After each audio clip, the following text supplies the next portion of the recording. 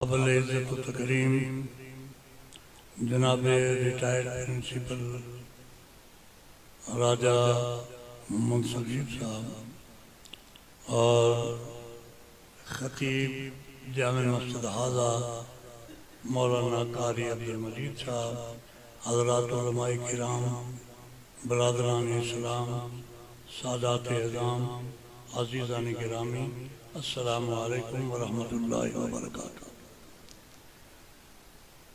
عباس پور میں مرکز کو چھوڑ کے غالباً میں ایک دفعہ کسی خاص مشن کے تحت یہاں جمعہ ادا کرنے حاضر ہوا تھا، اور پھر آج محترم قاری صاحب نے، خطیب صاحب نے بہت پیچھا کیا کہ ہر صورت میں پہنچنا ہے تو آپ بزرگوں، دوستوں، ساتھیوں کے دیدار بازی طرح برازی ایک سبب بھی بن گیا۔ اللہ تعالیٰ میرے اور آپ کی یہاں اکٹھے بیٹھنے کو قبول فرمائے، اور یہی کام نجات کے بن جاتے ہیں۔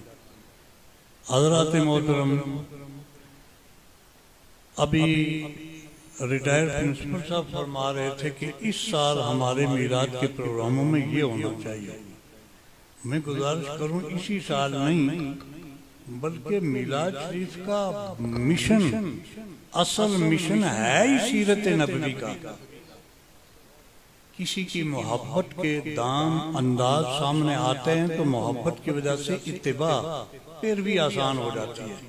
تو یہ میلاد کی محفلیں، یہ نعت خوانیاں اور یہ کمالات جو سنے سنائے جاتے ہیں، غرض کی یہ ہوتی ہے کہ ہم جو پچھڑ گئے ہیں، دور چلے گئے ہیں، اپنے پیارے نبی صلی اللہ علیہ وسلم کے گن گائیں، سنیں، تعریف سن کے ان کے جتنے قریب ہوں گے ہمیں ان کی سیرت پر چلنا آسان ہو جائے گا۔ اور ویسے بھی ان کا مشن ہی ماشاءاللہ اس مہم کا حصہ ہے جس کو مولانا حالی نے ترانہ کی شکل میں جناب محترم پیش کر دیا ہے، ترانے کی شکل میں۔ اور کتنا خوبصورت ترانہ مولانا حالی نے پیش کیا ہے، وہ جو میلاد شریف اور سیرت کے اس مشن کو ملاتا۔ وہ نبیوں میں رحمت لقب پانے والا، وہ نبیوں میں رحمت لقب پانے والا، مرادیں غریبوں کی برلانے، غریبوں کا پرسان حال امام الانبیاء کے علاوہ کون ہو سکتا؟ آج کل ہم بڑی مزیدار گاڑیوں میں، مزیدار کوٹھیوں میں اپنا وقت گزارتے ہیں، اور ہمارا دعویٰ ہوتا ہے کہ ہم غریبوں کے زیادہ ہمدرد ہیں۔ لیکن میرے بھائی، اس اللہ کے پیارے حبیب کے بجز غریبوں کا کوئی ہمدرد نہیں۔